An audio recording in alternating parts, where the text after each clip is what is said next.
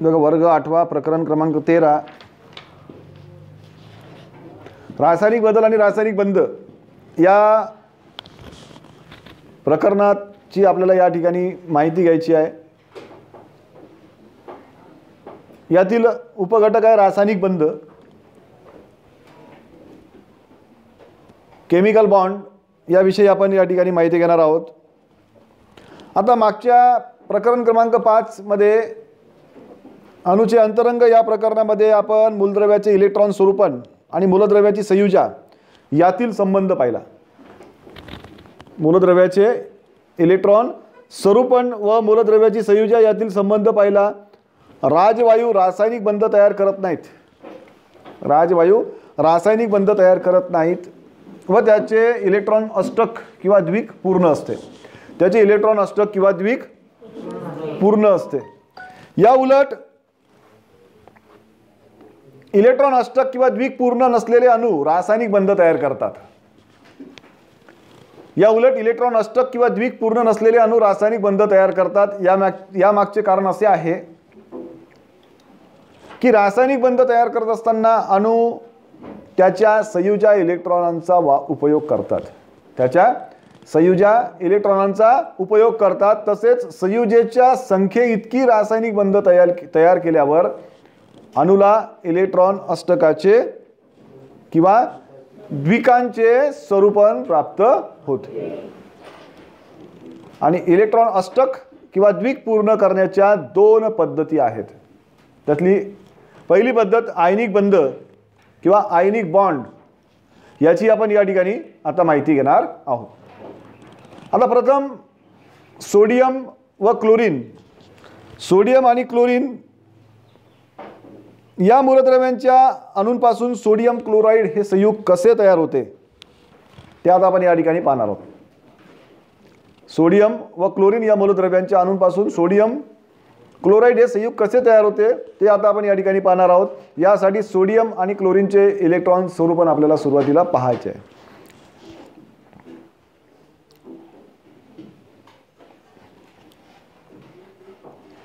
या ठिकाणी सोडियमचं इलेक्ट्रॉन स्वरूपन त्या ठिकाणी दिलेले आहे बघा, 11 Na2,8,1 हे सोडियमचं इलेक्ट्रॉन स्वरूपन आहे, हे सोडियमचं इलेक्ट्रॉन। तसेच क्लोरीनचं 17Cl2,8,7 हे क्लोरीनचं इलेक्ट्रॉन स्वरूपन आहे।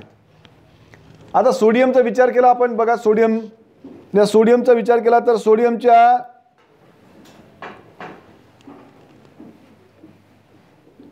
संयुजा कवचामध्ये 1 इलेक्ट्रॉन आहे, जे शेवटचं कवच दिसते तुम्हाला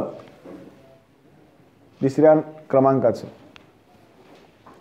त्याच्यामध्ये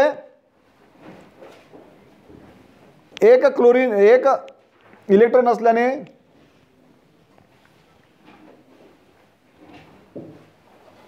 त्याची संयुजा 1 आहे। त्याची संयुजा किती आहे? त्याची संयुजा 1।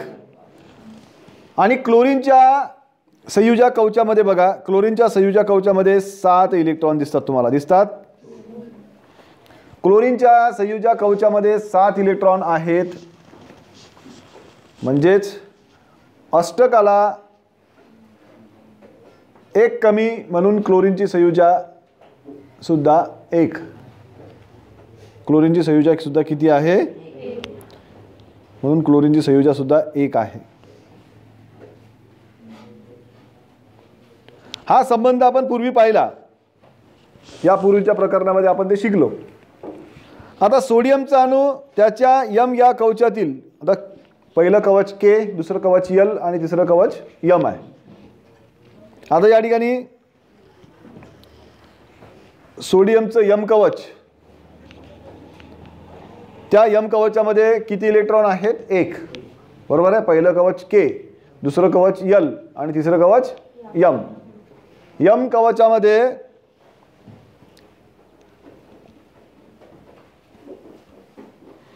एक इलेक्ट्रॉन आहेत।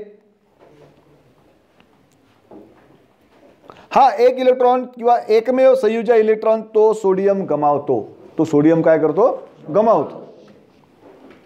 तेव्हा त्याचे उपांत्य कवच म्हणजे त्याच्या आधीचे कवच, यमच्या आधीचे कवच कोणतं, यल. बरोबर आहे. यल कवचामध्ये किती इलेक्ट्रॉन आहेत, 8. यल कवचामध्ये किती इलेक्ट्रॉन आहेत. परिणामतः काय होते की आता सोडियमला इलेक्ट्रॉन अष्टक स्थिती प्राप्त होते, कारण एक इलेक्ट्रॉन तो गमावतो, एक इलेक्ट्रॉन त्यांनी दिला. बरोबर आहे. संयुजा कवचातला एक इलेक्ट्रॉन त्यांनी दिला, त्याच्या उपांत्य कवचातील 8 इलेक्ट्रॉन आहेत, त्यामुळे त्याला आता अष्टक स्थिती पूर्ण प्राप्त झालेली आहे.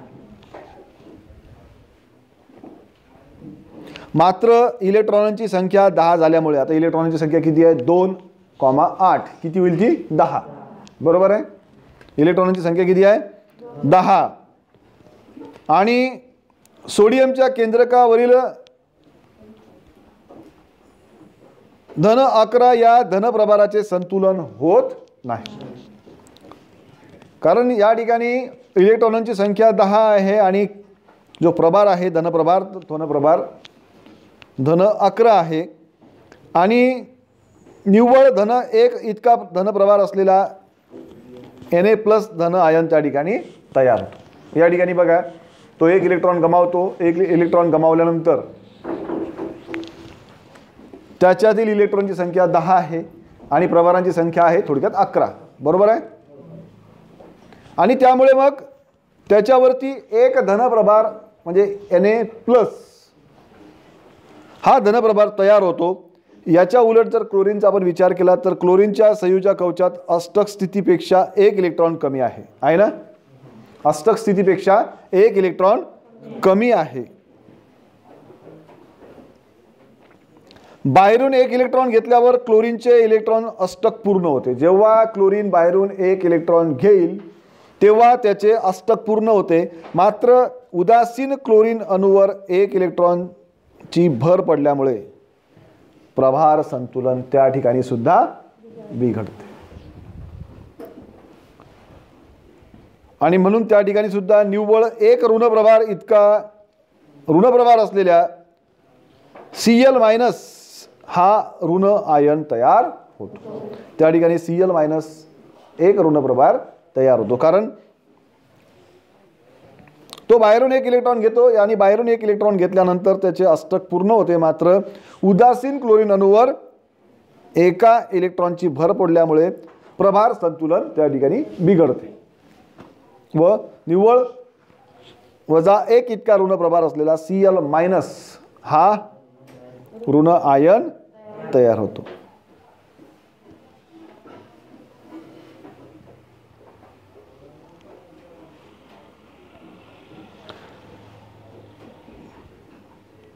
बघा, अशा प्रकारे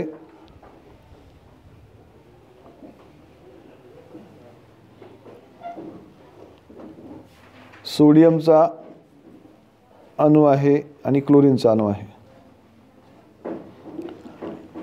या सोडियमच्या अणूमध्ये तो गुलाबी रंगाचा आपण एक इलेक्ट्रॉन बघतो. बरोबर आहे. ती संयुजा कवच आहे, ते संयुजा कवच आहे आणि त्या संयुजा कवचामध्ये तो एकमेव इलेक्ट्रॉन आहे. त्या ठिकाणी तो त्याच्याजवळ असलेला इलेक्ट्रॉन तो क्लोरीनला देतो आणि त्याच्यावरती Na+ म्हणजे एक धन आयन त्या ठिकाणी तयार करतो.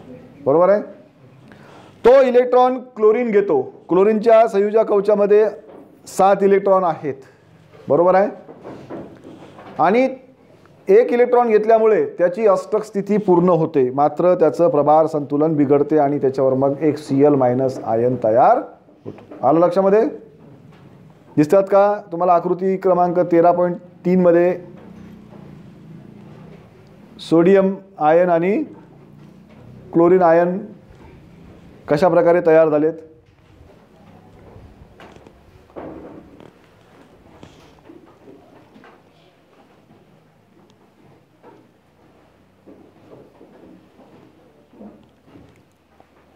आता सोडियम आणि क्लोरीन ही मूलद्रव्ये जेव्हा संयोग पावतात, सोडियम आणि क्लोरीन ही मूलद्रव्ये जेव्हा संयोग पावतात तेव्हा सोडियमचा अणू त्याच्या संयुजा इलेक्ट्रॉन, त्याचा जो संयुजा इलेक्ट्रॉन आहे तो क्लोरीनच्या अणूला देतो. त्याचा जो संयुजा इलेक्ट्रॉन आहे तो कोणाला देतो, क्लोरीन अणूला देतो व त्यामुळे Na+ हे धन आयन व Cl- हे ऋण आयन तयार होतात. ते आपण सुरुवातीला पाहिलं. बरोबर आहे. सोडियम व क्लोरीन ही मूलद्रव्ये जेव्हा संयोग पावतात तेव्हा सोडियमचा अणू त्याचा संयुजा इलेक्ट्रॉन क्लोरीनच्या अणूला देतो आणि त्यामुळे Na+ आणि Cl- हे ऋण आयन तयार होतात आणि विजातीय प्रभारांच्या मध्ये स्थितिक विद्युत आकर्षण बल असल्यामुळे जे विजातीय प्रभार असतात त्या विजातीय प्रभारांमध्ये स्थितिक विद्युत आकर्षण असल्यामुळे हे विरुद्ध प्रभाराचे आयन एकमेकांकडे आकर्षिले जातात. हे जे विरुद्ध प्रभाराचे आयन आहेत हे विरुद्ध प्रभाराचे आयन एकमेकांकडे आकर्षिले जातात व त्यांच्यात रासायनिक बंध तयार होतो. त्यांच्यामध्ये रासायनिक बंध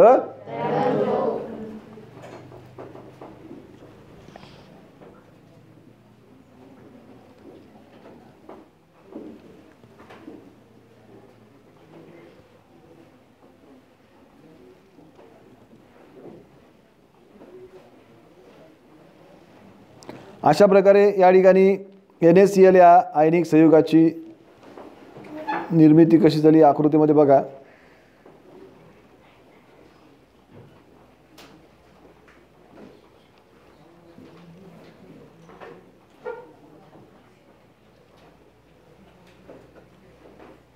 Na+ + Cl-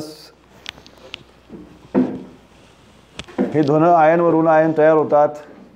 विजातीय प्रभारांमुळे स्थितिक विद्युत आकर्षण बल असल्यामुळे हे विरुद्ध प्रभारी आयन एकमेकांकडे आकर्षिले जातात व त्यांच्यामध्ये रासायनिक बंध तयार होतो. त्यांच्यामध्ये रासायनिक बंध तयार होत असतो.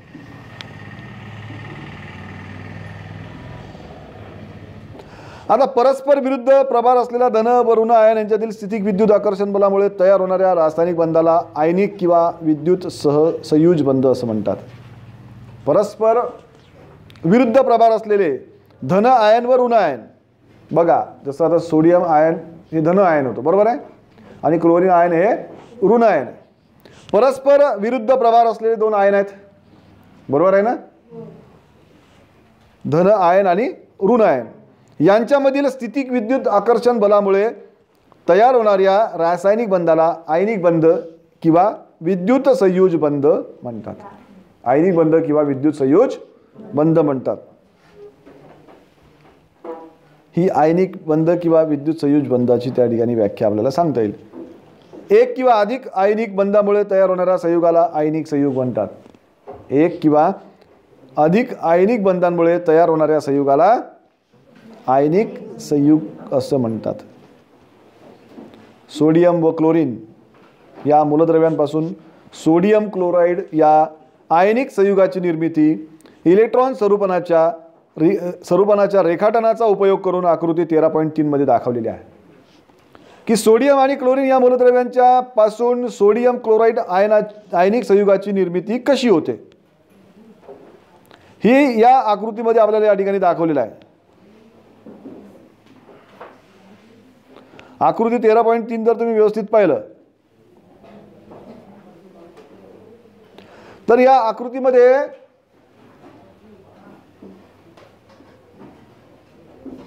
सोडियम व क्लोरीन या मूलद्रव्यांपासून सोडियम क्लोराईड ह्या आयनिक संयुगाची निर्मिती इलेक्ट्रॉन स्वरूपनाच्या रेखाटनाचा उपयोग करून आकृती क्रमांक 13.3 मध्ये ही दाखवलेली आहे. आयनावर असलेल्या धन 1 किंवा ऋण 1 विद्युत प्रभारामुळे एक आयनिक बंध तयार होतो.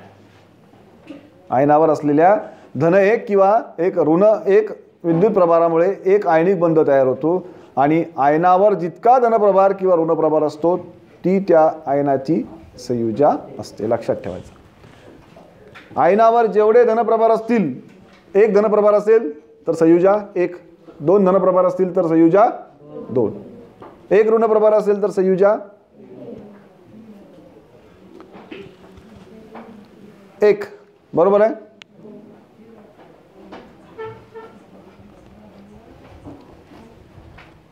अशा प्रकारे आयनावर असलेल्या धन 1 किंवा ऋण 1 विद्युत प्रभारामुळे एक आयनिक बंध तयार होतो आणि आयनावर जितका धनप्रभार किंवा ऋणप्रभार असतो ती त्या आयनाची संयुजा असते व संयुजे इतके आयनिक बंध तो आयन तयार करतो.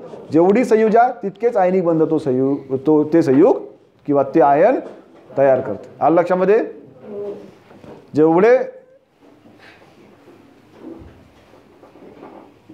त्याच्यावर धनप्रभार किंवा ऋणप्रभार असतो ती त्याची संयुजा असते, आणि जेवढी संयुजा आहे त्या संयुजा एवढेच आयनिक बंध तो तयार करतो. हे आपल्याला या ठिकाणी सोडियम क्लोराईडच्या बाबतीत आयनिक संयुग हे सोडियम क्लोराईड कसं त्याची निर्मिती होते याची माहिती आपण या ठिकाणी घेतली आहे. आता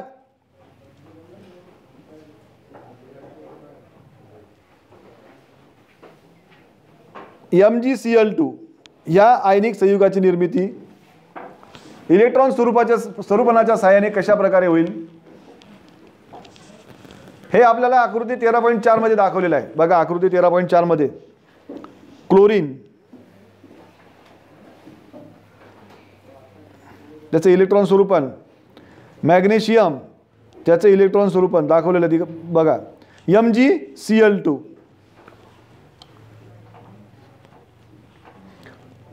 क्लोरीनचं इलेक्ट्रॉन स्वरूपन बघा. पहिल्या कवचामध्ये 2 इलेक्ट्रॉन आहेत दिसतात, दुसऱ्या कवचामध्ये 8 इलेक्ट्रॉन तुम्हाला दिसतात का? ते निळ्या रंगाने दर्शवलेले आहेत, दिसतात का? आणि शेवटचं कवच त्याला संयुजा कवच असं आपण म्हणतो, बरोबर आहे? त्याच्यामध्ये 7 इलेक्ट्रॉन आहेत, दिसतात का? क्लोरीन Cl 17Cl 17Cl मध्ये बघा पहिल्या कवचामध्ये 2 इलेक्ट्रॉन आहेत, दुसऱ्या कवचामध्ये 8 इलेक्ट्रॉन आहेत आणि तिसऱ्या कवचामध्ये 7 इलेक्ट्रॉन आहेत. त्याच्या शेजारी पिवळ्या रंगामध्ये तो दाखवलेला आहे मॅग्नेशियम 12 Mg दिसते का? त्या ठिकाणी त्या मॅग्नेशियमच्या पहिल्या कवचामध्ये 2 इलेक्ट्रॉन आहेत, ते निळ्या रंगाचे जे टिंब तुम्हाला त्या ठिकाणी दिसतात, बरोबर आहे? 2 इलेक्ट्रॉन पहिल्या कवचात, दुसऱ्या कवचामध्ये 8 इलेक्ट्रॉन आहेत आणि तिसरं जे संयुजा कवच आहे त्याच्यामध्ये किती इलेक्ट्रॉन आहेत? 2 इलेक्ट्रॉन आहेत.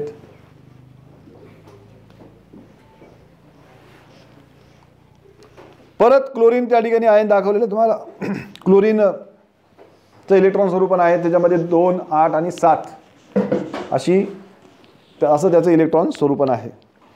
आता या ठिकाणी मॅग्नेशियम क्लोराईड या आयनिक संयुगाची निर्मिती मॅग्नेशियम व क्लोरीन या मूलद्रव्यापासून कशी होते तर बघा या मॅग्नेशियमच्या संयुजा कवचामध्ये 2 इलेक्ट्रॉन आहेत का? आहेत.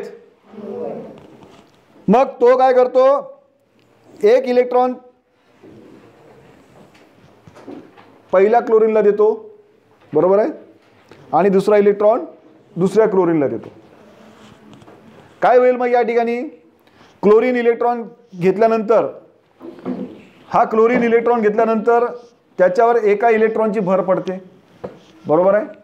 एका इलेक्ट्रॉनची भर पडल्यामुळे त्याचं प्रभार संतुलन बिघडते आणि निव्वळ -1 इतका ऋण प्रभार असलेला Cl- हा ऋण आयन त्या ठिकाणी तयार होतो. होईल ना? बरोबर आहे? हे पहिल्या क्लोरीनच्या बाबतीत झालं, तेच दुसऱ्या क्लोरीनच्या बाबतीत होईल. दुसरा क्लोरीन सुद्धा मॅग्नेशियम पासून, तो बघा गुलाबी रंगाचा दुसरा त्या ठिकाणी बांध दाखवलेला दिसतो ना, तो एक इलेक्ट्रॉन घेईल आणि त्या ठिकाणी सुद्धा त्या क्लोरीनचं इलेक्ट्रॉनची भर पडल्यामुळे प्रभार संतुलन बिघडते आणि निव्वळ -1 इतका ऋण प्रभार असलेला Cl- हा ऋण आयन त्या ठिकाणी सुद्धा तयार होतो, बरोबर आहे? आणि अशा प्रकारे मग Cl- पहिल्या क्लोरीन मध्ये आणि परत Cl- दुसऱ्या क्लोरीन मध्ये, बरोबर आहे?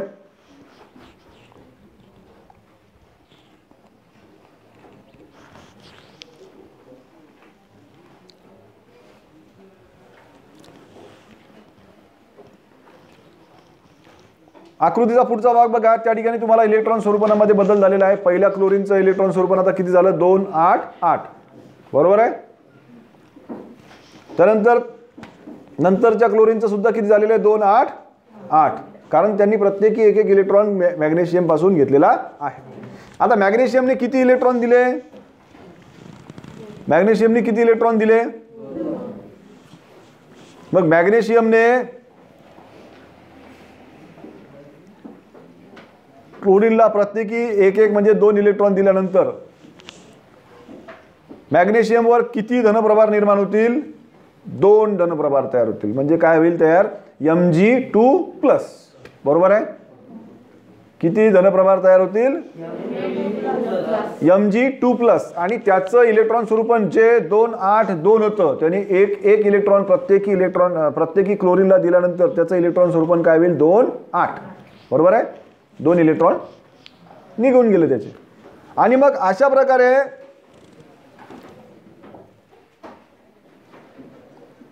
मॅग्नेशियम आणि क्लोरीन